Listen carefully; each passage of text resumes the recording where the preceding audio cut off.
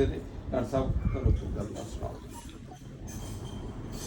देखो मैनू बड़ा मतलब जो गुरु ग्रंथ साहब के दर्शन करने का जो राह है वो मेरा आम बहुत लोगों को थोड़ा वखरा से कि मैं पहला मार्क्सवाद का अपने स्टूडेंट लाइफ के जो बड़ा स्टूडेंट लीडर से मैं अपनी यूनिवर्सिटी के कॉलेज के सारे स्टूडेंट यूनियन का प्रधान रहा। पंजाबी यूनिवर्सिटी जी स्टूडेंट यूनियन पहली बनाई है वो भी असी फाउंडर है। तो मेरा जो उधर स्टूडेंट लाइफ पहले ज़्यादा खब्बे पक्खे जरा झुका से। उस तो बाद फिर मैनू मतलब जो मैं अमरीका गया है तो मैनू लगा कि होर भी जोड़े विचारधारा हो वो भी थोड़ा बहुता ज्ञान लेना जरूरी है। तो फिर मैं जोड़े धर्मां का भी उदों तक मैनू इन्ना धर्मां का नहीं सीगा भी, लेकिन फिर मैं बाकी दे सारे जोड़े संसार के धर्म थोड़ी थोड़ी मुढ़ली जानकारी लई। हिंदू धर्म की, बुद्ध धर्म की, जैन धर्म की, यहूदी धर्म की, इस्लाम की, ईसाई धर्म।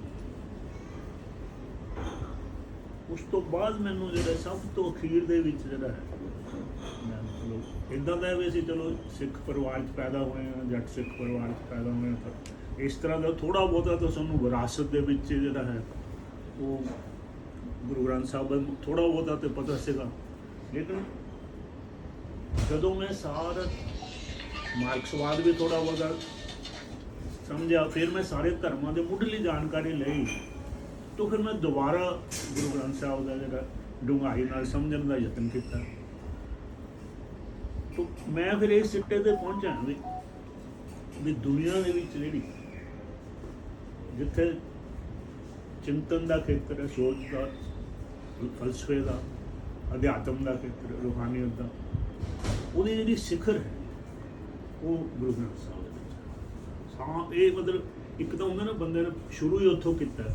मैं मतलब बाकी सारे फलसफे देख के तो मेरा ये प्रभाव बनया भी जो कुछ मैनू दूसरे फलसफियों के थोड़ी बहुती जाए भी आ होना चाहिए से, आ होना चाहिए से, मैनू मतलब गुरु ग्रंथ साहब का जो फलसफा है उन्हें कोई यही चीज़ दिसी नहीं भी जी असी कहे भी आ भी होना चाहिए से।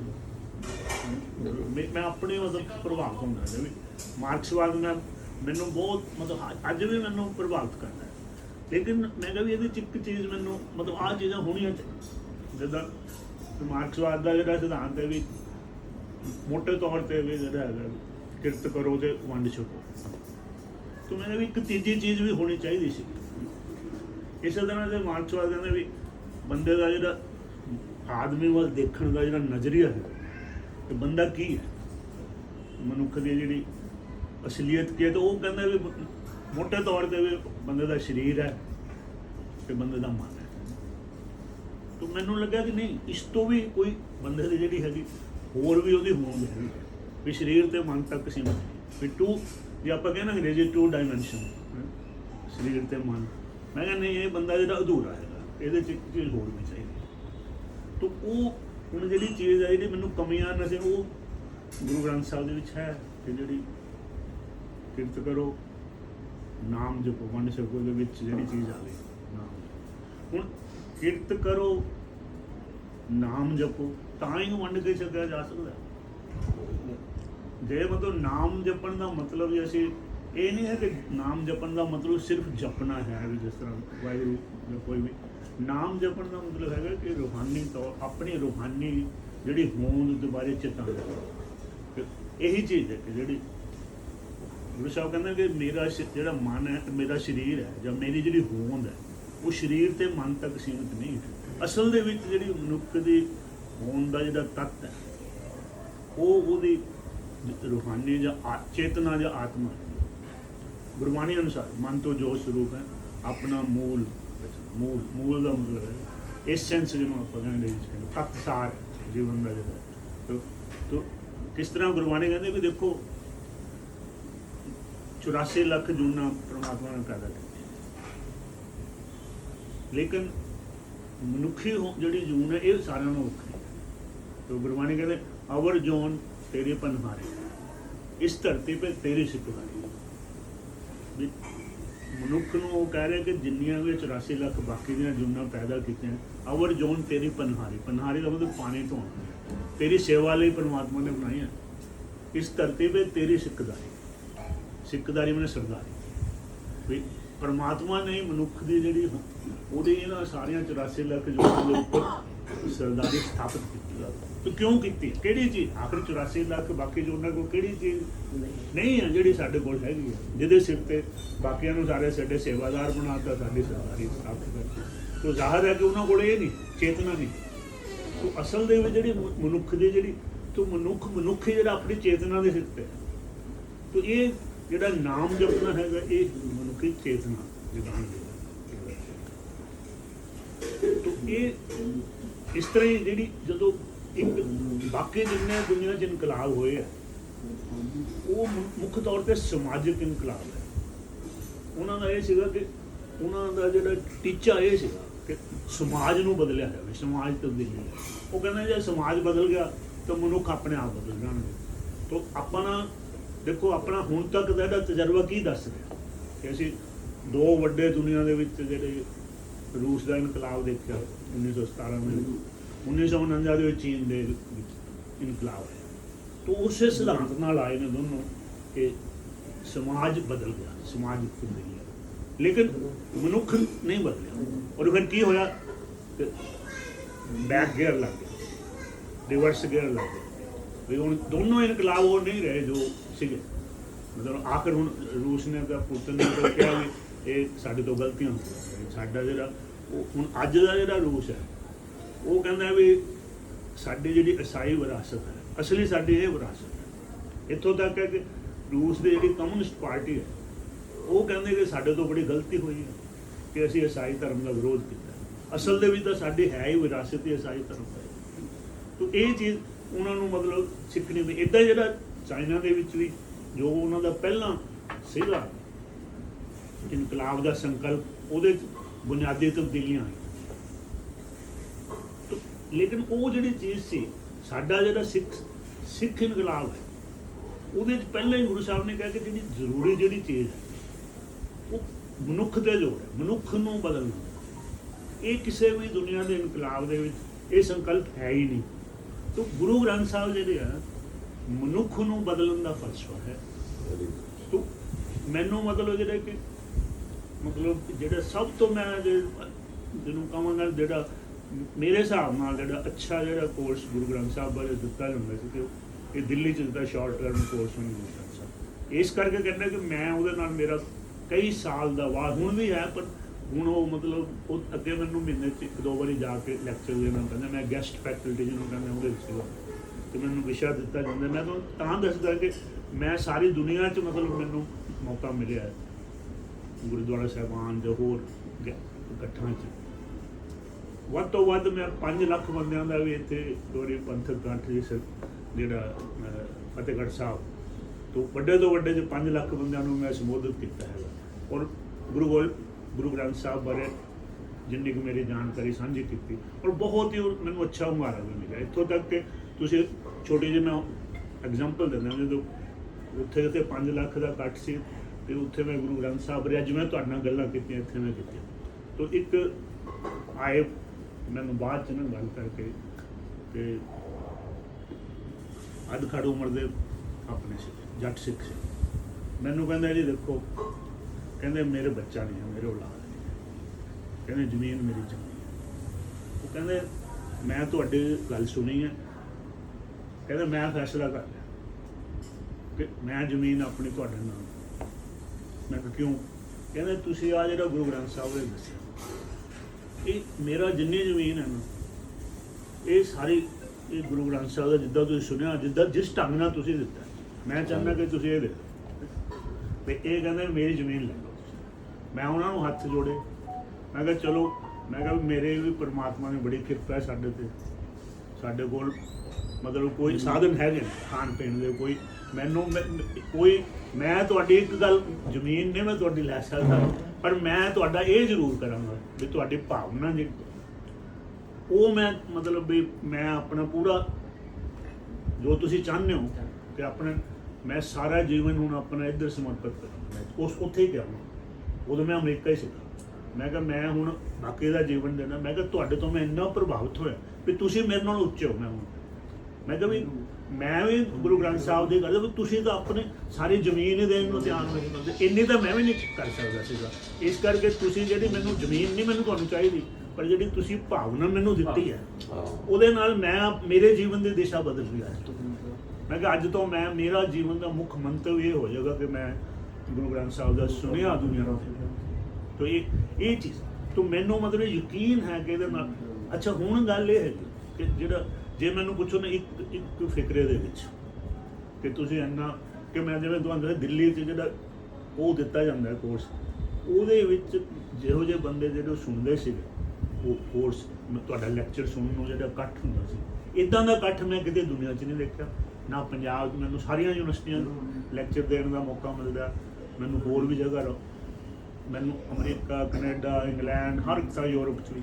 ਲੇਕਿਨ ਇੱਦਾਂ ਦੇ ਲੋਕਾਂ ਨੂੰ ਮਤਲਬ ਗੁਰੂ ਗ੍ਰੰਥ ਸਾਹਿਬ, ਉਹਦੇ ਵਿੱਚ IAS ਅਫਸਰ ਸੀਗੇ, IPS ਅਫਸਰ ਸੀ, ਸੁਪਰੀਮ ਕੋਰਟ ਦੇ ਜੱਜ ਸੀ, ਇਹੋ ਜਿਹੇ ਬੰਦੇ ਲੈਕਚਰ। ਇੱਥੇ ਮੈਂ ਇੱਦਾਂ ਦੇ ਕਦੀ ਨਹੀਂ ਦੇਖਿਆ ਵੀ ਉਹ ਗੁਰੂ ਗ੍ਰੰਥ ਤੋਂ।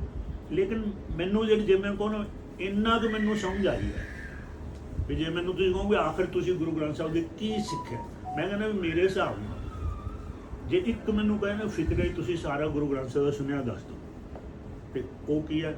ਗੁਰਮੁਖ, ਮਨਮੁਖ ਤੋਂ ਗੁਰਮੁਖ। ਇਹ ਹੈ ਗੁਰੂ ਨਾਨਕ ਨੇ ਮਨਮੁਖ ਤੋਂ ਗੁਰਮੁਖ ਬਣਾਇਆ। ਮਨਮੁਖ ਤੋਂ ਭਾਵ ਹੈ ਜਿਹਦਾ ਮੁੱਖ ਮਨ ਵਾਲਾ ਹੈ, ਜਿਹੜਾ ਬੰਦਾ ਆਪਣੇ ਜੀਵਨ ਦੀ ਸੇਧ ਆਪਣੇ ਮਨ ਤੋਂ ਲੈਂਦਾ, ਉਹ ਮਨਮੁਖ ਹੈ।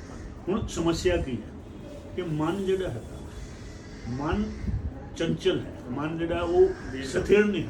ਹੁਣ ਜਿਹੜੇ ਬੰਦੇ ਦਾ ਗੁਰੂ ਹੈ, ਜਿਹੜਾ ਜਿੱਥੋਂ ਸੇਧ ਲੈ ਰਿਹਾ, ਉਹ ਗੁਰੂ ਹੀ ਇੱਦਾਂ ਦਾ, ਤੇ ਉਹਨੂੰ ਸੇਧ ਕੀ ਮਿਲਣੀ ਤੋ ਇਹ ਪਹਿਲੇ ਗਲਤ ਰਸਤੇ ਤੁਰ ਪਿਆ ਨਾ।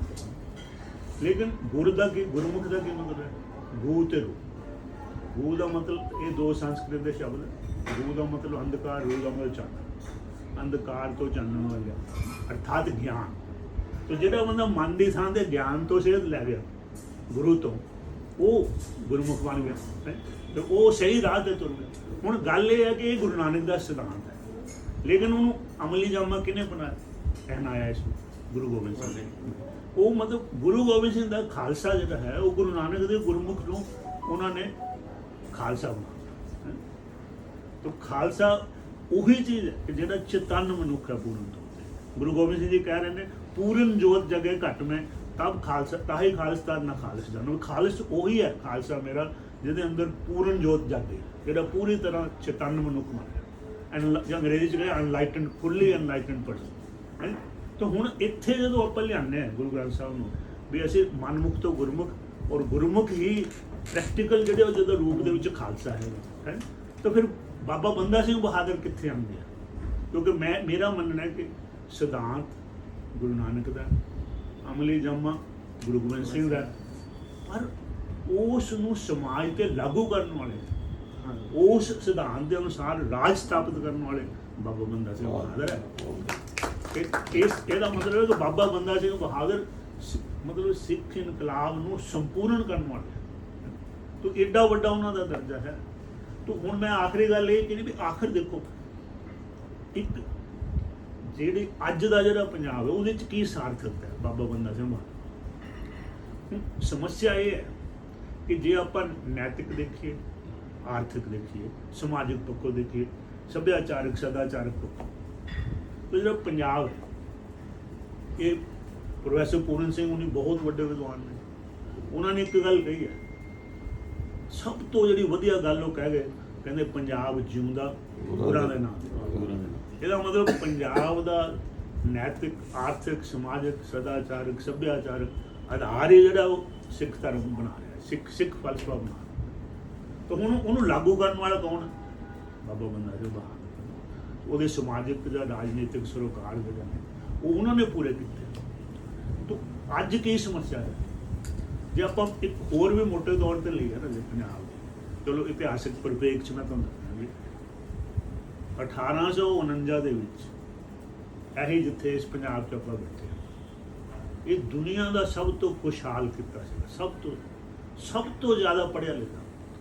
8 ਸਤੰਬਰ ਨੂੰ ਵਰਲਡ ਲਿਟਰੇਸੀ ਡੇ, वर्ल्ड लिटरेसी में साक्षरता दिवस था भी किन्ने परसेंटेज लोग पढ़े लिखे दुनिया ਦੇ ਵਿੱਚ ਸਭ ਤੋਂ ਜ਼ਿਆਦਾ ਪੜ੍ਹੇ ਲਿਖੇ ਲੋਕ ਪੰਜਾਬ ਦੇ ਵਿੱਚ 100% ਅੱਜ ਤੱਕ ਕਿਤੇ ਵੀ ਨਹੀਂ ਹੋਈ ਅੱਜ ਤੱਕ ਕਿਤੇ ਨਹੀਂ ਹੋਈ ਕਿ ਸਾਡੇ ਹਿੰਦੁਸਤਾਨ 'ਚ ਸਭ ਤੋਂ ਜ਼ਿਆਦਾ ਸਾਖਰਤਾ ਕੇਰਲਾ ਦੇ ਵਿੱਚ ਹੈ 96.2% 96.2% ਲੇਕਿਨ ਪੰਜਾਬ ਜਿਹੜਾ ਸੀ 1830 ਦੇ ਵਿੱਚ 100% ਸਾਖਰਤਾ 100% ਦੁਨੀਆ ਦੇ ਕੋਈ ਅੱਜ ਤੱਕ ਨਹੀਂ ਹੋਈ ਅਸੀਂ ਅਚੀਵ ਕਰ ਸਕਿਆ ਅੱਛਾ 1870 ਦੇ ਵਿੱਚ ਉਸ ਵੇਲੇ ਦੀ ਮਹਾਸ਼ਕਤੀ ਸਭ ਤੋਂ ਵੱਡਾ ਰਾਜ ਇੰਗਲੈਂਡ ਉਹ ਕਾਨੂੰਨ ਬਣਾਉਂਦਾ ਉਹਨੂੰ ਕਹਿੰਦੇ ਬ੍ਰਿਟਿਸ਼ ਲਿਟਰੇਸੀ ਐਕਟ ਕਿ ਸਾਖਰਤਾ ਹੋਣੀ ਚਾਹੀਦੀ ਹੈ ਪੜ੍ਹਾਉਣਾ ਚਾਹੀਦਾ ਉੱਥੇ ਕੋਈ ਪੜ੍ਹਿਆ ਲਿਖਿਆ ਹੈ ਹੀ ਨਹੀਂ ਸੀ ਸਿਰਫ ਸ਼ਾਹੀ ਖਾਨਦਾਨ ਤਾਂ ਹੋਰ ਜਿਹੜੇ ਇੱਦਾਂ ਦੇ ਲੋਕ ਪੜ੍ਹਦੇ ਸੀ ਬਾਕੀ ਆਮ ਲੋਕ ਬਿਲਕੁਲ ਪੜ੍ਹੇ ਲਿਖੇ ਨਹੀਂ ਸੀ ਤੇ ਪੰਜਾਬ 100% ਹੀ ਪੜ੍ਹਿਆ ਹੋਇਆ ਸੀ ਕਿਸ ਤਰ੍ਹਾਂ ਸੀਗਾ ਕਿ ਕਾਇਦਾ ਜਿਹੜਾ ਸਭ ਨੂੰ ਮੁਕਤ ਵੰਡਿਆ ਸਾਰੇ ਹਰ ਇੱਕ ਪੰਜਾਬ ਦੇ ਨਾਗਰਿਕ ਨੂੰ ਹਰ ਇੱਕ ਬੱਚੇ ਨੂੰ ਹਰ ਇੱਕ ਨੂੰ ਸਟੇਟ ਰਾਜ ਜਿਹੜਾ ਕਾਇਦਾ ਦਿੰਦਾ ਸੀ ਔਰ ਹਰ ਗੁਰਦੁਆਰਾ ਸਾਹਿਬ ਮਸਜਿਦ ਮੰਦਰ ਹਰ ਇੱਕ ਨੂੰ ਹਦਾਇਤ ਸੀਗੀ ਕਿ ਹਰ ਇੱਕ ਨੂੰ ਪੜ੍ਹਾਉਣਾ ਹੈ ਜੇ ਤੁਸੀਂ ਪੜ੍ਹਾਓਗੇ ਤਾਂ ਹੀ ਤੁਹਾਨੂੰ ਜਿਹੜਾ ਰਾਜ ਵੱਲੋਂ ਸਟੇਟ ਵੱਲੋਂ ਤੁਹਾਨੂੰ ਇਮਦਾਦ ਮਿਲੇਗੀ ਪੜ੍ਹਾਉਣਾ ਉਹਨਾਂ ਦੇ ਕੰਡੀਸ਼ਨ ਲਾਈ ਹੋਈ ਸੀ ਪਰ ਤਾਂ 100% ਪੰਜਾਬ ਜਿਹੜਾ ਪੜ੍ਹਿਆ ਲਿਖਿਆ ਹੋ ਗਿਆ ਮੰਦਰ ਮਸਜਿਦ ਗੁਰਦੁਆਰੇ ਸਾਰੇ ਲੱਗੇ ਹੋਏ ਸੀ ਵੀ ਸਾਨੂੰ ਤਾਂ ਹੀ ਮਿਲਣੀਆਂ ਜੋ ਸਰਕਾਰ ਵੱਲੋਂ ਪਹਿਲਾਂ ਪੜ੍ਹਾਓ ਲੋਕਾਂ ਨੂੰ ਤਾਂ ਪਹਿਲਾ ਕੰਮ ਅੰਗਰੇਜ਼ਾਂ ਨੇ ਕੀ ਕੀਤਾ ਉਹਨਾਂ ਨੇ ਕਿਹਾ ਕਿ ਇਹਨੂੰ 100 ਤੋਂ 0 ਤੇ ਲਿਆ ਇੱਕ ਅਫਸਰ ਦੀ ਬਕਾਇਦਾ ਡਿਊਟੀ ਲਾਈ ਦੇ ਕਿ ਇਹਨਾਂ ਨੂੰ ਅਨਪੜ੍ਹ ਬਣਾਉਣਾ ਪੜ੍ਹੇ ਲਿਖੇ ਤੇ ਉਹਨੇ ਮਤਲਬ 30 ਸਾਲ ਦਿੱਤੇ ਸੀ ਉਹਨੇ 20 ਸਾਲ 'ਚ ਕੰਮ ਕਰ ਜਦੋਂ ਅੰਗਰੇਜ਼ ਰਾਜ ਆਇਆ ਸਭ ਤੋਂ ਪਹਿਲਾਂ ਉਹਨੇ ਦੋ ਚੀਜ਼ਾਂ ਵਾਪਸ ਮੰਗੀਆਂ ਕਾਇਦਾ ਤੇ ਬੰਦੂਕ ਜਮ੍ਹਾਂ ਕਰ ਦਿਓ ਦੇਖੋ ਲੇਕਿਨ ਗੱਲਾਂ ਨੇ ਡੂੰਘੀਆਂ ਗੱਲਾਂ ਨੇ ਹੈਰਾਨੀ ਦੀ ਗੱਲ ਤੁਸੀਂ ਸੋਚੋਗੇ ਕਾਇਦਾ ਵਾਪਸ ਲਾਓ ਸੁਣਨ ਆਹ ਗੱਲ ਤੁਸੀਂ ਯਕੀਨ ਨਹੀਂ ਕਰੋਗੇ ਤੁਸੀਂ ਬੰਦੂਕ ਵਾਪਸ ਕਰਾਉਂਦੇ ਸੀਗੇ ਤੁਹਾਨੂੰ ਪੈਸੇ ਮਿਲਦੇ ਸੀ ਅੰਗਰੇਜ਼ਾਂ ਕਾਇਦਾ ਕਰਨ ਦੁੱਗਣੇ ਮਿਲਦੇ ਸੀ ਬੰਦੂਕ ਨਾਲ ਅੰਗਰੇਜ਼ ਸਮਝਦੇ ਇਹ ਬੰਦੂਕ ਸਾਡੇ ਲਈ ਜ਼ਿਆਦਾ ਖਤਰਨਾਕ ਹੈ ਕਾਇਦਾ ਜ਼ਿਆਦਾ ਉਹਦੇ ਡਬਲ ਪੈਸੇ ਮਿਲਦੇ ਸੀ ਚਾਹੇ ਉਹਦਾ ਨਤੀਜਾ ਹੋਇਆ ਕਿ 100% ਪੜ੍ਹਿਆ ਲਿਖਿਆ ਪੰਜਾਬ ਜਿਹੜਾ 0 ਤੇ ਪਹੁੰਚਾਉਂਦਾ ਤਾਂ ਇਹ ਜਿਹੜੀ ਚੀਜ਼ ਹੈ ਕਿ ਜਿਹੜਾ ਲਾਰਡ ਡਲਹੌਜ਼ੀ ਹੈ ਜਿਹੜਾ ਉਸ ਵੇਲੇ ਗਵਰਨਰ ਜਨਰਲ ਹੈ ਜਿਹਨੇ ਪੰਜਾਬ ਨੂੰ ਅੰਗਰੇਜ਼ੀ ਰਾਜ ਦਾ ਹਿੱਸਾ ਬਣਾਇਆ ਸਾਨੂੰ ਗੁਲਾਮ ਬਣਾਉਣਾ ਜਦੋਂ ਲਾਰਡ ਡਲਹੌਜ਼ੀ ਨੂੰ ਭੇਜਿਆ ਗਿਆ ਸੀ ਇੰਗਲੈਂਡ ਤੋਂ ਗਵਰਨਰ ਜਨਰਲ ਬਣਾ ਕੇ ਉਹਨੂੰ ਇਹ ਹਦਾਇਤ ਸੀ ਵੀ ਇੱਕ ਮਿੰਟ ਉਹਨੂੰ ਹਦਾਇਤ ਸੀ ਕਿ ਪੰਜਾਬ ਨੂੰ ਇੱਦਾਂ ਹੀ ਰਹਿਣ ਦਿਓ ਇਹਦਾ ਆਜ਼ਾਦ ਰਹਿਣ ਦਿਓ ਇਹਨੂੰ ਵਿੱਚ ਨਹੀਂ ਬੁਲਾਉਣਾ ਹੁਣ ਤੁਸੀਂ ਕਹੋਗੇ ਅੰਗਰੇਜ਼ਾਂ ਨੂੰ ਕੀ ਪ੍ਰੇਮ ਸੀਗਾ ਕਿਉਂ ਕਹਿੰਦੇ ਸੀ ਕਿਉਂ ਚਾਹੁੰਦੇ ਸੀ ਚਾਹੁੰਦੇ ਤਾਂ ਸੀ ਕਿ ਉਹਨਾਂ ਨੇ ਦੇਖੋ ਕਿ 1000 ਸਾਲ ਤੋਂ ਜਿਹੜੇ ਹਮਲੇ ਹੋਏ ਨੇ ਇਹ ਉਧਰ ਅਫਗਾਨਾਂ ਨੇ ਜਾਂ ਉਧਰਲੇ ਲੋਕਾਂ ਨੇ ਕੀਤੇ ਸਾਰੇ ਖੈਬਰ ਤੋਂ ਲੰਘ ਕੇ ਨੇ ਤਾਂ ਉਹ ਕਹਿੰਦੇ ਵਧੀਆ ਸਾਡੇ ਲਈ ਤਾਂ ਵਧੀਆ ਵੀ ਇੱਥੇ ਸਿੱਖਾਂ ਦਾ ਰਾਜ ਹੈ ਉਧਰ ਇਹ ਆਪੇ ਹੀ ਪਠਾਣਾਂ ਨਾਲ ਉਲਝੇ ਰਹਿਣਗੇ ਆਪਾਂ ਜਿਹੜੇ ਸ਼ਾਂਤ ਰਵਾਂਗੇ ਬਫਰ ਸਟੇਟ ਸੀ ਉਹ ਕਹਿੰਦੇ ਸਾਡੇ ਲਈ ਲੇਕਿਨ ਲਾਰਡ ਡਲਹੌਜ਼ੀ ਨੇ ਜਿਹੜਾ ਉਹ ਉਲਟ ਕੀਤਾ ਜੋ ਉਹਨੂੰ ਕਿਹਾ ਗਿਆ ਸਰਕਾਰ ਤੋਂ ਹੁਣ ਜੇ ਸਰਕਾਰ ਜੋ ਹਦਾਇਤ ਦਿੰਦੀ ਹੈ ਕਿਸੇ ਨੂੰ ਉਲਟ ਕਰੇ ਤਾਂ ਕੀ ਹੁੰਦਾ ਉਹਦੀ ਇਨਕੁਆਇਰੀ ਹੁੰਦੀ ਹੈ ਐਕਸਪਲੇਨੇਸ਼ਨ ਤਾਂ ਲਾਰਡ ਡਲਹੌਜ਼ੀ ਦੀ ਵੀ ਇਨਕੁਆਇਰੀ ਹੋਈ ਐਕਸਪਲੇਨੇਸ਼ਨ ਹੁੰਦਾ ਕਿ ਤੂੰ ਦੱਸ ਕਿਉਂ ਤੂੰ ਉਲਟ ਕੀਤਾ ਜੋ ਤੈਨੂੰ ਹਦਾਇਤਾਂ ਦਿੱਤੀਆਂ ਸੀ ਤਾਂ ਉਹਨੇ ਫਿਰ ਇੱਕ ਚਿੱਠੀ ਲਿਖੀ ਆਪਣਾ ਪੱਖ ਦਾ ਤਾਂ ਮੈਂ ਉਹ ਚਿੱਠੀ ਜਿਹੜੀ ਹੈ ਮੇਰੀ ਕਿਤਾਬ ਦੇ ਵਿੱਚ ਛਾਪੀ ਹੈ ਜਿਹੜੀ ਉਹਨੇ ਬ੍ਰਿਟਿਸ਼ ਸਰਕਾਰ ਨੂੰ ਲਾਰਡ ਡਲਹੌਜ਼ੀ ਨੇ ਲਿਖੀ ਵੀ ਮੈਂ ਤੁਹਾਡੇ ਜੋ ਮੈਨੂੰ ਹਦਾਇਤਾਂ ਦਿੱਤੀਆਂ ਸੀ ਉਸ ਤੋਂ ਉਲਟ ਕਿਉਂ ਕੀਤਾ ਤਾਂ ਉਹਨੇ ਕਿਹਾ ਕਿ ਸਾਡੀ ਜਿਹੜੀ ਬ੍ਰਿਟਿਸ਼ CID ਸੀਗੀ ਸਾਡੇ ਅੰਗਰੇਜ਼ਾਂ ਦੀ ਉਹਨੇ ਸਾਨੂੰ ਇੱਕ ਗੱਲ ਦੱਸੀ ਕਿ ਤੁਹਾਡੇ ਰਾਜ ਨੂੰ ਨਾ ਖਤਰਾ ਹਿੰਦੂਆਂ ਤੋਂ ਹੈ ਨਾ ਮੁਸਲਮਾਨਾਂ ਤੋਂ ਜੇ ਤੁਸੀਂ ਰਾਜ ਕਰਨਾ ਹੈ ਇਹ ਸਿੱਖਾਂ ਦਾ ਕੁਛ ਕਰੋ ਇਹਨਾਂ ਤੋਂ ਖਤਰਾ ਹੈ ਕਿਉਂ ਇਹ ਨਹੀਂ ਕਿ ਜੇ ਸ਼ਾਹ ਮੁਹੰਮਦ ਤੁਸੀਂ ਕਈਆਂ ਨੇ ਪੜ੍ਹਿਆ ਹੋਏਗਾ ਕਿਸ ਤਰ੍ਹਾਂ ਜੰਗਨਾਮਾ ਜਿਹੜਾ ਮੁਸਲਮਾਨ ਉਹ ਮਤਲਬ ਸਾਫ਼ ਕਰਦਾ ਹਿੰਦੂ ਜੈਸੇ ਚਾਹੇ ਮੁਸਲਮਾਨ ਸੀ ਉਹ ਸਿੱਖਾਂ ਨੂੰ ਸਮਝਦੇ ਜਿਹੜੇ ਇਹ ਹੈ ਸਾਡੇ ਅਸਲੀ ਜਿਹੜੇ ਲੜਨ ਵਾਲੇ ਸਾਡੇ ਪੰਜਾਬ ਦੀ ਰੱਖਿਆ ਸਾਡੇ ਕਰਨ ਵਾਲੇ ਬੰਦੇ ਨੇ ਤਾਂ ਜਿਹਨੂੰ ਆਪਾਂ ਕਹਿੰਦੇ ਸਿੱਖਾਂ ਦਾ ਜਿਹੜਾ ਸਟੇਟਸ ਸੀਗਾ ਨਾ ਭਾਵੇਂ 10% ਸੀਗੇ ਸਿੱਖ ਜਿਹੜਾ ਸਾਡਾ ਰਾਜ ਸੀਗਾ ਲੇਕਿਨ ਉਹਨੂੰ ਕਹਿੰਦੇ ਐਡਵਾਂਸਡ ਗੱਲ ਮੂਰਲੇ ਦਸਤੇ ਹਰਾਵਲ ਦਸਤੇ ਸੀ ਤਾਂ ਅੰਗਰੇਜ਼ਾਂ ਨੂੰ ਇਹ ਕਿਹਾ ਵੀ ਇਹ ਸਾਨੂੰ ਪਹਿਲਾਂ ਕਮਜ਼ੋਰ ਕਰੋ ਤੇ ਉਹਦੇ 'ਚ ਫਿਰ ਉਹਨਾਂ ਨੂੰ ਕੀ ਹੋਇਆ, ਫਿਰ ਉਹਨਾਂ ਨੇ ਸਟੱਡੀ ਕਰਾਈ ਵੀ ਸਿੱਖਾਂ ਦੇ ਵਿੱਚ ਅੱਗੋਂ ਕੀ ਹੈਗਾ, ਇਹਦੇ ਕਿਹੜੇ ਕਿਹੜੇ ਭਾਈਚਾਰੇ ਕਿਵੇਂ, ਇਹਨੂੰ ਕਹਿੰਦੇ ਇੱਕ ਪੂਰੀ ਉਹਨਾਂ ਨੇ ਇੱਕ ਪੂਰਾ ਸਰਵੇਖਣ ਔਰ ਪੂਰਾ ਡੀਪ ਸਟੱਡੀ ਕਰਾਈ ਕਿ ਕਿੰਨੀਆਂ ਜਾਤਾਂ ਦੇ ਲੋਕ, ਕੌਣ ਕੌਣ ਵਸਦਾ ਪੰਜਾਬ, ਟਰਾਈਬਸ ਐਂਡ ਕਾਸਟ ਪੰਜਾਬ, ਇੱਕ ਮਤਲਬ ਉਹਨਾਂ ਦੀ ਸਟੱਡੀ ਹੈ ਬਹੁਤ ਵੱਡੀ। ਤਾਂ ਉਹਦੇ 'ਚ ਉਹਨਾਂ ਨੂੰ ਸਮਝ ਆਈ ਵੀ ਜਿਹੜੇ ਜੱਟ ਨੇ ਨਾ, ਅੰਗਰੇਜ਼ਾਂ ਨੂੰ ਲੱਗਾ ਇਹ ਸਿਰ ਕੱਢ ਭਾਈਚਾਰਾ ਇਹਨਾਂ ਸਿੱਖਾਂ 'ਚ ਵੀ। ਤਾਂ ਅੰਗਰੇਜ਼ਾਂ ਦੀ ਇੱਕ ਗੱਲ ਸਮਝ ਆ ਗਈ ਵੀ ਜੇ ਸਿੱਖਾਂ ਨੂੰ, ਜੇ ਇਹਨਾਂ ਨੂੰ ਕਮਜ਼ੋਰ ਕਰਨਾ, ਮੈਂ ਜੱਟਾਂ ਨੂੰ ਕਮਜ਼ੋਰ ਕਰ। ਤੇ ਉਹਨਾਂ ਨੇ ਕਿਹਾ ਦੋ ਚੀਜ਼ਾਂ ਨਾ ਹੁੰਦੇ ਬੰਦੇ ਕਮਜ਼ੋਰ, ਇੱਕ ਤਾਂ ਇਹਨਾਂ ਦੋ ਜਿਹੜਾ ਕਿ ਜਿਹੜੇ ਜੱਟ ਸੀਗੇ, ਮੇਰਾ ਇਹ ਮੰਨਣਾ ਹੈ ਕਿ ਜੱਟ ਤੋਂ ਜੱਟ ਸਿੱਖ ਬਣਨਾ ਇਹ ਦੁਨੀਆ ਦੇ ਇਤਿਹਾਸ 'ਚ ਇੱਦਾਂ ਦੀ ਕੋਈ ਮਿਸਾਲ ਹੈ ਨਹੀਂ। ਇੱਕ ਕਬੀਲਾ ਸੀ, ਕਬੀਲੇ ਨੂੰ ਮਤਲਬ ਇੱਕ ਗੁਰੂ ਸਾਹਿਬ ਨੇ ਐਡਾ ਵੱਡਾ ਫਲਸਫਾ ਦੇ ਦਿੱਤਾ ਜਿਹਨੂੰ ਯੂਨੀਵਰਸਲ ਫਿਲਾਸਫੀ ਕਹਿੰਦੇ, ਦੁਨੀਆ ਦੇ ਕਿਤੇ ਨਹੀਂ ਹੋਇਆ ਵੀ ਕਬੀਲੇ ਤੋਂ ਇੱਥੇ ਤੱਕ ਜੰਪ ਮਰਵਾਤਾ ਹੈ। ਔਰ ਮੈਂ ਕਹਿੰਦਾ ਸਭ ਤੋਂ ਵੱਡਾ ਜਿਹੜਾ ਸਾਡਾ ਦੁਖਾਂਤ ਹੋਇਆ ਜਿਹੜਾ ਅੰਗਰੇਜ਼ਾਂ ਨੇ ਕਰਾਇਆ ਵੀ ਸਾਨੂੰ ਜੱਟ ਸਿੱਖ ਤੋਂ ਦੁਬਾਰਾ ਜੱਟ ਬਣਾਤਾ। ਸਾਡੇ ਸਿੱਖੀ ਤੇ ਜਿਹੜਾ ਉਹਨਾਂ ਨੇ ਇਹ ਸੋਚੀ ਸਮਝੀ ਸਾਜ਼ਿਸ਼ ਸੀ, ਇਹ ਸੋਚੀ ਸਮਝੀ ਉਹਨਾਂ ਦੀ ਸਾਜ਼ਿਸ਼ ਸੀ। ਔਰ ਉਹਦੇ 'ਚ ਉਹਨਾਂ ਨੇ ਵੱਖ-ਵੱਖ ਪੜਾਵਾਂ ਜਿਹੜਾ ਹੈਗਾ ਇਹ ਕੰਮ ਕੀਤਾ। ਔਰ ਦੂਸਰੀ ਚੀਜ਼ ਜਿਹੜੀ ਹੈ, ਇੱਕ ਅੰਗਰੇਜ਼ ਨੇ ਕਿਹਾ ਵੀ ਇਹ ਵੀ ਕਾਫੀ ਨਹੀਂ, ਕਿਤੇ ਇਹਨਾਂ ਨੂੰ ਮਤਲਬ ਸਿੱਖ ਸਿਧਾਂਤ ਤੋਂ ਦੂਰ ਕਰ, ਜੱਟ ਸਿੱਖ ਤੋਂ ਦੁਬਾਰਾ ਜੱਟ ਬਣਾਓ। ਦੂਸਰੀ ਚੀਜ਼ ਉਹਨਾਂ ਨੇ ਕਿਹਾ ਕਿ ਇਹਨਾਂ ਨੂੰ ਇੱਥੋਂ ਪੰਜਾਬ 'ਚੋਂ ਕੱਢੋ, ਪੰਜਾਬ 'ਚੋਂ ਜਾਓ। ਇਹ ਅੰਗਰੇਜ਼ਾਂ ਦੀ ਗਿਣੀ ਮਿੱਥੀ ਸਾਜ਼ਿਸ਼ ਸੀ। ਔਰ ਉਸ ਤੋਂ ਬਾਅਦ ਬ੍ਰਿਟਿਸ਼ ਸਾਮਰਾਜ ਤਾਂ ਚਲਾ ਗਿਆ, ਹੁਣ ਅਮਰੀਕਨ ਸਾਮਰਾਜ ਹੈ ਉਹ। ਲੇਕਿਨ ਆਪਾਂ ਨੂੰ ਕੋਈ ਇੱਕ ਗਲਤਫਹਿਮੀ ਨਹੀਂ ਹੋਣੀ ਚਾਹੀਦੀ ਵੀ ਜੋ ਨੀਤੀ ਬ੍ਰਿਟਿਸ਼ ਸਾਮਰਾਜ ਦੀ ਸੀ ਉਹੀ ਨੀਤੀ ਅਮਰੀਕੀ ਸਾਮਰਾਜ ਦੀ ਹੈ। ਤਾਂ ਮੈਂ ਗੱਲ ਜ਼ਿਆਦਾ ਨਹੀਂ ਲੰਬੀ ਕਰਨੀ, ਮੈਂ ਤੁਹਾਨੂੰ ਇਹੀ ਕਿ ਬੜੀ ਗੱਲ ਤੁਸੀਂ ਅੱਜ ਤੱਕ ਸ਼ਾਇਦ ਸੁਣੀ ਨਾ ਹੋਵੇ, ਜਿਹੜੀ ਗੱਲ ਮੈਂ ਦੱਸਣ ਜਾ ਰਿਹਾ ਵੀ ਕਿਸ ਤਰ੍ਹਾਂ ਅੰਗਰੇਜ਼ਾਂ ਦੇ ਜਿਹੜੇ ਜੱਟਾਂ ਨੂੰ ਉਜਾੜਨ ਦੀ ਇੱਕ ਨੀਤੀ ਬਣ ਚੁੱਕੀ ਸੀ। ਇਹ ਕਿਸ ਤਰ੍ਹਾਂ ਹੋਇਆ ਕਿ ਤੁਸੀਂ ਕੁਈਨ ਵਿਕਟੋਰੀਆ ਦਾ ਸਾਰਿਆਂ ਨੇ ਨਾਂ ਸੁਣਿਆ। 1887 ਦੇ ਵਿੱਚ, 1837 ਦੇ ਵਿੱਚ ਜਿਹੜੀ ਹੈ ਕੁਈਨ ਵਿਕਟੋਰੀਆ ਇੰਗਲੈਂਡ ਦੀ ਤਖਤ ਤੇ ਬਹਿੰਦੀ ਹੈ, ਗੱਦੀ ਤੇ ਬਹਿੰਦੀ ਹੈ। 1887 'ਚ ਕਿੰਨੇ ਸਾਲ ਹੋ ਗਏ? 50 ਸਾਲ।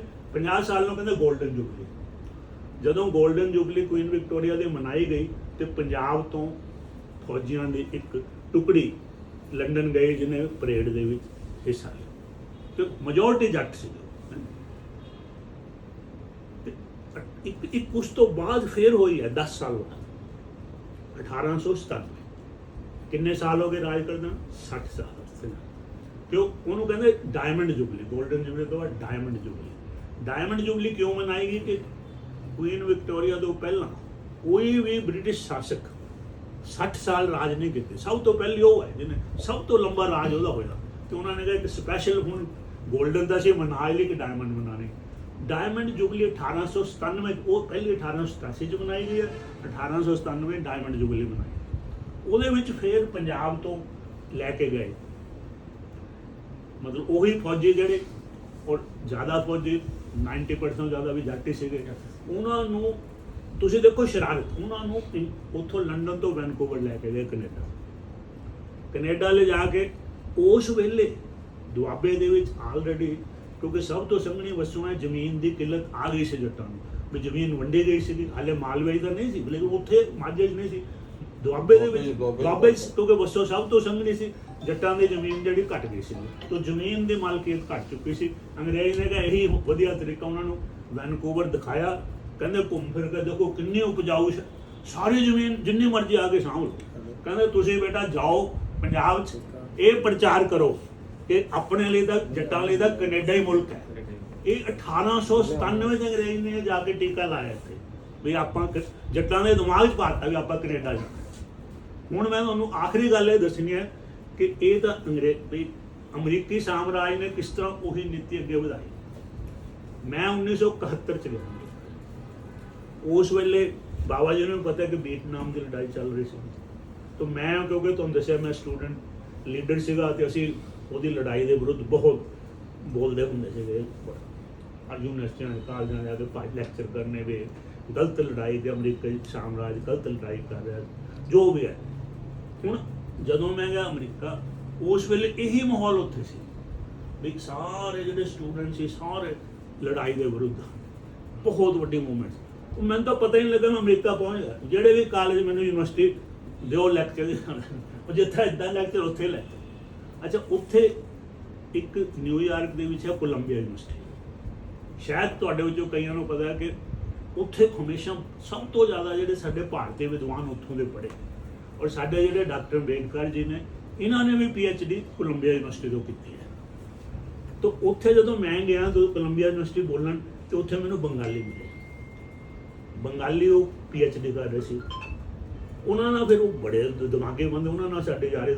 ਫਿਰ ਮੈਂ ਉੱਥੇ ਅਕਸਰ ਰਹਿੰਦਾ ਸੀ ਆ ਕੇ ਨਾ, ਜਦੋਂ ਵੀ ਸਾਨੂੰ ਵੀਕਐਂਡ ਤੇ ਹੋਣਾ ਮੈਂ ਉਹਨਾਂ ਕੋਲ ਉੱਥੇ ਚਲੇ ਜਾਣਾ, ਘੁੰਮਣਾ ਫਿਰਨਾ। ਉੱਥੇ ਮੈਂ ਇੱਕ ਦਿਨ ਫਿਰ ਰਿਹਾ ਸੀ। ਬਹੁਤ ਗੱਲ ਮੈਂ ਤਾਂ ਦੱਸਿਆ, ਸ਼ਾਇਦ ਤੁਸੀਂ ਜ਼ਿੰਦਗੀ 'ਚ ਕਦੇ ਨਹੀਂ ਸੁਣੀ, ਕਿਉਂਕਿ ਜ਼ਾਹਿਰ ਹੈ ਕਿ ਮੈਨੂੰ ਹੀ ਪਤਾ ਹੈਗਾ, ਮੈਂ ਤੁਹਾਡੇ ਨਾਲ ਸਾਂਝੀ ਕਰਨਾ ਚਾਹੀਦਾ। ਮੈਂ ਉੱਥੇ ਘੁੰਮਦਾ ਗਿਆ ਤਾਂ ਉੱਥੇ ਨਾ ਇੱਕ ਜਗ੍ਹਾ ਯੂਨੀਵਰਸਿਟੀ 'ਚ, ਲਾਓਸ, ਤੁਸੀਂ ਸੁਣਿਆ ਕਿ ਲਾਓਸ ਦੇਸ਼ ਹੈ, ਵੀਅਤਨਾਮ, ਕੰਬੋਡੀਆ, ਲਾਓਸ, ਛੋਟਾ ਜਿਹਾ ਦੇਸ਼ ਹੈ। ਉੱਥੇ ਐਡਾ ਵੱਡਾ ਨਾ ਯੂਨੀਵਰਸਿਟੀ 'ਚ ਇੱਕ ਪੂਰਾ ਸੈਕਸ਼ਨ ਲਾਓਸ ਦੇ ਉੱਪਰ, ਲਾਓਸ ਦੀ ਜਾਣਕਾਰੀ ਲਾਓਸ। ਮੈਂ ਬੰਗਾਲੀਆਂ ਨੂੰ ਪੁੱਛਿਆ, ਮੈਂ ਕਿਹਾ ਯਾਰ ਇੰਨਾ ਕੁ ਦਾ ਦੇਸ਼ ਹੈ ਵੀ ਸਾਰੀ ਐਡੀ ਵੱਡੀ ਅਮਰੀਕਾ ਦੀ ਯੂਨੀਵਰਸਿਟੀ, ਲਾਓਸ ਕੀ ਚੀਜ਼ ਹੈ, ਉਹਦੇ ਵਿੱਚ ਐਡਾ ਵੱਡਾ ਕੀ ਚੱਕਰ ਹੈ। ਉਹ ਕਹਿੰਦੇ ਗੱਲ ਇਹ ਹੈਗੀ ਕਿ ਲਾਓਸ ਦੇ ਵਿੱਚ ਜਿੱਦਾਂ ਵੀਅਤਨਾਮ, ਕੰਬੋਡੀਆ, ਲਾਓਸ ਦੀ ਲੜਾਈ ਹੋਈ ਨਾ, ਲਾਓਸ ਇੱਕ ਬੰਨੇ ਕਮਿਊਨਿਸਟ ਸੀ ਤੇ ਇੱਕ ਬੰਨੇ ਅਮਰੀਕਾ ਦੇ, ਉਹ ਪਹਿਲਾਂ ਉਹਨਾਂ ਨੂੰ ਕਹਿੰਦੇ ਪਾਠ ਲਾਓ, ਜਿਹੜੇ ਲਾਓਸ ਦੇ ਕਮਿਊਨਿਸਟ, ਉਹਨਾਂ ਨੇ ਅਮਰੀਕਾ ਨੂੰ ਸਭ ਤੋਂ ਪਹਿਲਾਂ ਹਰਾਇਆ ਸੀ ਉੱਥੇ। ਫਿਰ ਉਸ ਤੋਂ ਬਾਅਦ ਕੰਬੋਡੀਆ ਹਾਰੇ, ਫਿਰ ਵੀਅਤਨਾਮ ਹਾਰੇ, ਤਿੰਨਾਂ ਦੇਸ਼ਾਂ 'ਚ ਹਾਰੇ। ਅੱਛਾ, ਇੱਕ ਕਬੀਲਾ ਉੱਥੇ ਸੀਗਾ, ਉਹਨੂੰ ਕਹਿੰਦੇ ਹਮਾਕ, ਲਾਓਸ ਦਾ। ਉਹਨੇ ਅਮਰੀਕਾ ਦੀ ਸਾਈਡ ਲਈ ਉਹ ਲੜਾਈ ਸੀ, ਜਿਹੜੀ ਲੜਾਈ ਹੋਈ ਅਮਰੀਕਾ ਵਿੱਚ। ਇਹ ਸਟੱਡੀ ਤਾਂ ਹੋ ਰਹੀ ਸੀ ਉੱਥੇ ਕਿ ਇਹਨਾਂ ਨੂੰ ਉੱਥੋਂ ਪੁੱਟ ਕੇ ਅਮਰੀਕਾ 'ਚ ਵਸਾਉਣਾ। ਉਹ ਕਹਿੰਦਾ ਇਹ ਹੈ ਕਿ ਇਹ ਸਾਰੇ ਦਾ ਸਾਰਾ ਕਬੀਲਾ ਸੀ ਲਾਓਸ ਤੋਂ ਲਿਆ ਕੇ, ਕਹਿੰਦਾ ਇਹ ਇੱਥੇ ਵਸਾਉਣਾ ਜਿਹੜਾ ਅਮਰੀਕਾ 'ਚ। ਉਹ ਬੰਗਾਲੀ ਮੈਨੂੰ ਕਹਿੰਦੇ ਇੱਕ ਗੱਲ ਤੁਹਾਨੂੰ ਹੋਰ ਵੀ, ਇੱਕ ਉਹ ਕਹਿੰਦੇ CIA ਦਾ ਇਹ ਪ੍ਰੋਜੈਕਟ ਹੈ, ਜਿਹੜੀ ਉਹਦੀ ਖੁਫੀਆ ਏਜੰਸੀ। ਅਸੀਂ ਤਾਂ ਸਮਝਦੇ ਅਸੀਂ ਫਿਲਮਾਂ ਦੇਖਣੀਆਂ ਵੀ CIA ਦਾ ਉਹ ਗੋਲੀਆਂ ਮਾਰਦੇ। ਉਹ ਕਹਿੰਦਾ ਇੱਦਾਂ ਨਹੀਂ, ਯੂਨੀਵਰਸਿਟੀਆਂ 'ਚ ਗੋਲੀਆਂ ਨਹੀਂ ਮਾਰਦੇ, ਯੂਨੀਵਰਸਿਟੀਆਂ ਜਾ ਕੇ ਸਟੱਡੀ ਕਰਾਉਂਦੇ, ਵਿਦਵਾਨਾਂ ਨੂੰ ਹਾਇਰ ਕਰਕੇ, ਤੇ ਉਹਨਾਂ ਨੂੰ ਇਹ ਪੁੱਛਦੇ ਵੀ ਆ ਕਬੀਲੇ ਨੂੰ ਅਸੀਂ ਕਿਸ ਤਰ੍ਹਾਂ ਲਿਆ ਸਕਦੇ। ਉਹ ਮੈਨੂੰ ਕਹਿੰਦੇ ਯਾਰ ਇੱਕ ਗੱਲ ਤੁਹਾਨੂੰ ਹੋਰ ਵੀ ਦੱਸਦੇ ਬੰਗਾਲੀ, ਕਹਿੰਦੇ ਉਹ ਕਹਿੰਦੇ ਤੁਹਾਡੇ ਜੱਟਾਂ ਦਾ ਵੀ ਨੰਬਰ CIA ਨੇ ਲਾ ਪਾਇਆ। ਕਹਿੰਦਾ ਤੁਹਾਨੂੰ ਇਹਨਾਂ ਨੇ ਪੱਟ ਕੇ ਕੈਨੇਡਾ ਵਸਾਉਣਾ ਹੈ, ਪੰਜਾਬ 'ਚੋਂ ਤੁਹਾਨੂੰ ਉਜਾੜ ਦੇਣਾ। ਇਹ 1972 ਦੀ ਗੱਲ ਹੈ, 50 ਸਾਲ ਪਹਿਲਾਂ, 50 ਸਾਲ ਪਹਿਲਾਂ। ਅੱਜ ਦੇਖ ਲਓ, ਅੱਜ ਹੂ ਉਹੀ ਚੀਜ਼ ਹੋ ਰਹੀ ਹੈ। ਜੇ ਕਿਸੇ ਨੂੰ ਸ਼ੱਕ ਹੈ, ਮੈਂ ਤੁਹਾਨੂੰ ਇੱਕ ਛੋਟੀ ਜਿਹੀ, ਇੱਕ ਮੁੰਡਾ ਬੜੇ ਸ਼ੋਰ ਦਾ ਜੱਟ ਸਿੰਘ ਕੋ ਚਮਕੌਰ ਸਾਹਿਬ ਰਹਿੰਦਾ, ਇਹਦੀ ਗੱਲ ਸੇ ਤਾਂ ਆਪਾਂ ਗੱਲ ਖਤਮ ਕਰਦੇ ਹਾਂ ਕਿ ਉਹਨਾਂ ਦੀ ਗੱਲ ਕਿੱਦਾਂ ਹੀ ਠੀਕ ਸੀਗੀ। ਉਹ 50 ਸਾਲ ਪਹਿਲਾਂ ਕਹੀ, ਉਹਨੇ ਆਪਣੇ ਚਮਕੌਰ ਸਾਹਿਬ ਦੇ ਨੇੜੇ, ਉਹਨੇ ਜੱਟ ਸਿੱਖ ਪਰਿਵਾਰ ਜਿਹੜੇ ਉਹਨਾਂ ਦੇ ਨੇੜੇ ਵਸ ਰਹੇ, 11 ਲੜਕੀਆਂ ਨੇ ਨੌਜਵਾਨ ਜਿਹੜੇ, ਉਹਨਾਂ ਨੇ 11 ਚੋਂ 9 ਨੇ ਕਰ ਲਈ ਆਈਲੈਟਸ, ਬਾਕੀ ਜਿਹੜੀਆਂ 2 ਕਰ ਰਹੀਆਂ, ਤੇ 9 ਕਰ ਚੁੱਕਿਆ, 3 4 ਜਿਹੜੇ ਨੂੰ ਧਿਆਨ ਦਿੱਤਾ। ਅੱਛਾ, ਇਹ ਮੁੰਡਾ ਬੜਾ ਸੁਹਿਰਦ ਹੈ, ਉਹਨੂੰ ਬੜਾ ਮਤਲਬ ਗੰਭੀਰ ਨੇਚਰ ਦਾ, ਉਹਨੇ ਹਰ ਇੱਕ ਕੁੜੀ ਨੂੰ ਪੁੱਛਿਆ। ਮੈਂ ਤੁਹਾਨੂੰ ਇਹ ਗੱਲ ਨਾਲ ਤੁਹਾਨੂੰ ਅਸਲੀਅਤ ਪਤਾ ਲੱਗੇ ਪੰਜਾਬ ਦੀ। ਉਹ ਕਹਿੰਦਾ ਵੀ ਹਰ ਇੱਕ ਲੜਕੀ ਨੂੰ ਜੇ ਬੇਟਾ ਤੈਨੂੰ ਕੋਈ ਬਹੁਤ ਵਧੀਆ ਮੁੰਡਾ, ਵਧੀਆ ਸੈੱਟ ਹੋਇਆ ਬੜੀ ਵਧੀਆ ਪੋਜੀਸ਼ਨ ਨਾਲ ਮਿਲ ਜਾਏ, ਜਾਂ ਤੇਰਾ ਬਹੁਤ ਵੱਡੇ ਘਰ 'ਚ ਪਰਿਵਾਰ ਮਿਲ ਜਾਏ, ਤੂੰ ਵਿਆਹ ਕਰਾਏਂਗੀ? ਉਹ ਕਹਿੰਦੇ ਬਿਲਕੁਲ ਨਹੀਂ, ਅਸੀਂ ਤਾਂ ਕੈਨੇਡਾ ਕਰਾਂਗੇ, ਇੱਥੇ ਨਹੀਂ ਕਹਿਣਾ ਕਰਾਉਣਾ। ਤਾਂ ਇਹ ਹੈ 9 ਚੋਂ 11 90% ਬਣ ਜਾਂਦਾ। ਤਾਂ ਇਹਦਾ ਮਤਲਬ ਜੱਟਾਂ ਦੇ ਵਿੱਚ ਇਹ ਵੀ ਹੁਣ ਉਜੜ ਗਏ, ਬਾਕੀ ਕਿਹੜਾ ਬਚੇਗਾ? ਸਾਡੀਆਂ ਔਰਤਾਂ ਇੱਥੇ ਰਹਿਣ ਹੀ ਨਹੀਂ ਚਾਹੁੰਦੀਆਂ, ਕਿਤੇ ਵਿਆਹ ਹੀ ਨਹੀਂ ਕਰਾਉਣਾ ਚਾਹੁੰਦੇ। ਤਾਂ ਇਹ ਹੈ ਸਥਿਤੀ। ਤੇ ਅਖੀਰਲੀ ਗੱਲ ਮੈਂ ਉੱਥੇ ਇਹ ਲਿਆਉਣੀ ਸੀ ਵੀ ਇਹ ਜਿਹੜਾ ਸਾਡਾ ਉਜਾੜਾ ਹੋ ਰਿਹਾ, ਇਹਦੇ ਪ੍ਰਵਾਸ ਨੇ ਉਜਾੜਿਆ ਜਾ, ਤੇ ਉਹਦੇ ਵਿੱਚ ਹੁਣ ਬਾਬਾ ਬੰਦਾ ਸਿੰਘ ਬਹਾਦਰ ਕਿੱਥੇ ਫਿੱਟ ਹੁੰਦੇ ਆ ਕਿ ਇਹ ਹੈ ਜਿਹੜਾ ਉਜਾੜਾ ਨੈਤਿਕ ਨਿਗਾਰ ਦਾ ਨਤੀਜਾ ਵੀ ਆ, ਨੈਤਿਕ ਨਿਗਾਰ ਕਰ ਵੀ ਰਿਹਾ ਕਿ ਹੁਣ। ਲੇਕਿਨ ਜੇ ਪੰਜਾਬ ਦੀ ਨੈਤਿਕਤਾ, ਜਦੋਂ ਫਰਖਸ਼ੀਰ ਨੇ ਬਾਬਾ ਜੀ ਨੂੰ ਪੁੱਛਿਆ ਸੀ ਨਾ, ਫਰਖਸ਼ੀਰ ਮੁਗਲ ਬਾਦਸ਼ਾਹ, ਜਦੋਂ ਬਾਬਾ ਜੀ ਨੂੰ ਤਸੀਹੇ ਦਿੱਤੇ ਜਾ ਰਹੇ, ਸ਼ਹੀਦ ਕੀਤਾ ਜਾ ਰਿਹਾ, ਤਾਂ ਫਰਖਸ਼ੀਰ ਨੇ ਉੱਥੇ ਕੁਰਸੀ ਡਾਈ, ਉਹ ਬਹਿ ਕੇ ਦੇਖਿਆ ਉਹਨੇ ਸਾਰਾ ਕੁਝ ਆਪਣੀ ਅੱਖਾਂ ਨਾਲ, ਬਾਦਸ਼ਾਹ ਦੇ ਸਾਹਮਣੇ ਹੋਇਆ। ਤੇ ਬਾਦਸ਼ਾਹ ਨੇ ਪੁੱਛਿਆ ਬਾਬਾ ਬੰਦਾ ਸਿੰਘ ਬਹਾਦਰ ਕਿ ਕਹਿੰਦਾ ਵੀ ਇੰਨਾ ਤੁਸੀਂ ਇੰਨੇ ਜ਼ਿਆਦਾ ਤਸੀਹੇ ਦਿੱਤੇ ਜਾ ਰਹੇ ਆ, ਤੁਹਾਡੇ ਬੇਟੇ ਦਾ ਮਾਸ ਤੁਹਾਡੇ ਮੂੰਹ 'ਚ ਪਾਇਆ ਜਾ ਰਿਹਾ, ਤੇ ਉਹਨਾਂ ਦਾ ਜਿਗਰ ਦਾ, ਤੇ ਤੁਸੀਂ ਅਡੋਲ ਹੋ, ਬਿਲਕੁਲ ਅਡੋਲ ਹੋ, ਇਹ ਕਿੱਦਾਂ ਹੋ ਸਕਦਾ? ਤਾਂ ਬਾਬਾ ਜੀ ਨੂੰ ਇਹੀ ਸਮਝਾਇਆ ਵੀ ਅਸੀਂ ਆਪਣੇ ਅਸੂਲਾਂ, ਆਪਣੇ ਸਿਧਾਂਤਾਂ ਦੇ ਤੇ ਇਹ ਹੈ ਨੈਤਿਕਤਾ। ਤਾਂ ਅੱਜ ਕੀ ਹੈ ਪੰਜਾਬ? ਨੈਤਿਕ ਨਿਗਾਰ ਤੇ ਬਿਲਕੁਲ। ਇਹ ਆਪਾਂ ਮਤਲਬ ਠੀਕ ਹੈ, ਅਸੀਂ ਵੀ ਇਸੇ ਭਾਈਚਾਰੇ ਦਾ, ਅਸੀਂ ਵੀ ਪੰਜਾਬੀ ਹਾਂ, ਅਸੀਂ ਵੀ ਸਿੱਖ ਹਾਂ, ਅਸੀਂ ਵੀ ਜੱਟ ਹਾਂ, ਲੇਕਿਨ ਇਸ ਅਸਲੀਅਤ ਹੈ। ਮੈਂ ਤਾਂ ਹੁੰਦਾ ਆਪਾਂ ਇਸ ਤੋਂ ਮੁਨਕਰ ਨਹੀਂ, ਆਪਾਂ ਕਬੂਤਰ ਵਾਂਗੂ ਬਿੱਲੀ ਨੂੰ ਦੇਖ ਕੇ ਅੱਖਾਂ ਪਰ ਮੀਟ ਲਈ ਵੱਖਰੀ ਗੱਲ ਹੈ, ਲੇਕਿਨ ਪੰਜਾਬ ਅੱਜ ਨੈਤਿਕ ਸਭ ਤੋਂ ਵੱਡਾ ਨਿਗਾਰ ਜਿਹੜਾ ਨੈਤਿਕ ਨਿਗਾਰ ਹੈ ਕਿ ਸਾਡੀਆਂ ਜੋ ਕਦਰਾਂ ਕੀਮਤਾਂ ਸੀ ਅਸੀਂ ਉਹ ਬਿਲਕੁਲ ਛੱਡ ਦਿੱਤੀਆਂ। ਜਦੋਂ ਇੱਕ ਬੰਨੇ ਸਭ ਤੋਂ ਵੱਡੀ ਸਮੱਸਿਆ ਸਾਡੀ ਨੈਤਿਕ ਨਿਗਾਰ ਹੈ, ਦੂਜੇ ਬੰਨੇ ਸਭ ਤੋਂ ਵੱਡਾ ਜਿਹੜਾ ਨੈਤਿਕਤਾ ਦਾ ਸਾਡੇ ਕੋਲ ਕੋਈ ਚਿੰਨ੍ਹ ਹੈ, ਸਿੰਬਲ ਹੈ, ਆਦਰਸ਼ ਹੈ, ਤਾਂ ਬਾਬਾ ਬੰਦਾ ਸਿੰਘ ਬਹਾਦਰ ਹੈ, ਜਿਸ ਨੇ ਉਹ ਫਰਕ ਸੀ ਸਾਰੀ ਦੁਨੀਆ ਦੇ ਸਾਹਮਣੇ। ਉਸ ਵੇਲੇ ਦਿੱਲੀ ਜਿਹੜੀ ਸ਼ਹਾਦਤ ਹੋਈ ਹੈ, ਉਹਨੂੰ ਸਾਰੀ ਦੁਨੀਆ ਨੇ ਦੇਖਿਆ ਕਿ ਦਿੱਲੀ 'ਚ ਸਾਰੀ ਦੁਨੀਆ ਤੋਂ ਲੋਕ ਉਸ ਵੇਲੇ ਆ ਚੁੱਕੇ ਸੀ। ਤਾਂ ਨੈਤਿਕਤਾ ਦਾ ਸਾਡਾ ਜਿਹੜਾ ਪ੍ਰਤੀਕ ਹੈ ਉਹ ਬਾਬਾ ਬੰਦਾ ਸਿੰਘ ਬਹਾਦਰ। ਤਾਂ ਇਸ ਕਰਕੇ ਮੈਂ ਕਹਿੰਦਾ ਕਿ ਅੱਜ ਜੇ ਅਸੀਂ ਪੰਜਾਬ ਨੂੰ ਬਚਾਉਣਾ ਹੈ ਤਾਂ ਸਭ ਤੋਂ ਜ਼ਰੂਰੀ ਹੈ ਕਿ ਸਾਡੀ ਨੈਤਿਕਤਾ ਬਚੇ, ਕਿ ਸਾਨੂੰ ਇੱਦਾਂ ਦਾ ਇੱਕ ਨਾਇਕ ਚਾਹੀਦਾ ਜਿਹਦੇ ਤੋਂ ਅਸੀਂ ਪ੍ਰੇਰਿਤ ਹੋ ਕੇ ਆਪਣੀ ਨੈਤਿਕ ਜਿਹੜੀ ਬਹਾਲੀ ਕਰੀਏ। ਨੈਤਿਕ ਉਹ ਹੈ ਬਾਬਾ ਬੰਦਾ ਸਿੰਘ ਬਹਾਦਰ। ਤਾਂ ਆਪਾਂ ਇਹ ਕਹਿਣਾ ਹੈ ਕਿ ਠੀਕ ਹੈ ਉਹਨਾਂ ਦੀ ਇਤਿਹਾਸਕ ਦੇਣ ਤਾਂ ਹੈ ਬਹੁਤ ਮਹਾਨ ਉਹ, ਲੇਕਿਨ ਉਹਨਾਂ ਦੀ ਅੱਜ ਦੇ ਜਿਹੜੀ ਸਾਰਤ ਹੈ, ਅੱਜ ਲੋੜ ਹੈ ਬਾਬਾ ਬੰਦਾ ਸਿੰਘ ਬਹਾਦਰ, ਅੱਜ ਦੇ ਪੰਜਾਬ ਨੂੰ ਲੋੜ ਕਿ ਅਸੀਂ ਉਹਨਾਂ ਨੂੰ ਆਪਣੇ ਨੈਤਿਕਤਾ ਦਾ ਪ੍ਰਤੀਕ, ਨੈਤਿਕਤਾ ਦਾ ਸੋਮਾ, ਨੈਤਿਕ ਦਾ ਚਾਨਣ ਬਣਾ ਲੈ ਉਹ ਬਣਾ ਕੇ ਪੇਸ਼ ਕਰੀਏ। ਤਾਂ ਇਹ ਆਪਣਾ ਕਿਉਂਕਿ ਆਪਾਂ ਉਹਨਾਂ ਦੇ ਨਾਂ ਤੇ ਫਾਊਂਡੇਸ਼ਨ ਬਣਾਈ ਹੋਈ ਹੈ, ਤਾਂ ਸਾਡਾ ਉਹਦੇ 'ਚ ਬੜਾ ਵੱਡੀ ਭੂਮਿਕਾ ਹੈ ਕਿ ਪੰਜਾਬ ਨੂੰ ਇਹ ਕਹਿਣਾ ਕਿ ਜੇ ਸਾਡਾ ਅਸਲੀ ਮਹਾਨਾਇਕ ਹੈ ਤਾਂ ਬਾਬਾ ਬੰਦਾ ਸਿੰਘ ਬਹਾਦਰ ਹੈ, ਜੇ ਕੋਈ ਨੈਤਿਕਤਾ ਦਾ ਸਾਡਾ ਸੋਮਾ ਹੈ ਤੇ ਉਹ ਬਾਬਾ ਬੰਦਾ ਸਿੰਘ ਬਹਾਦਰ ਹੈ। ਬਹੁਤ ਬਹੁਤ ਮਿਹਰਬਾਨੀ।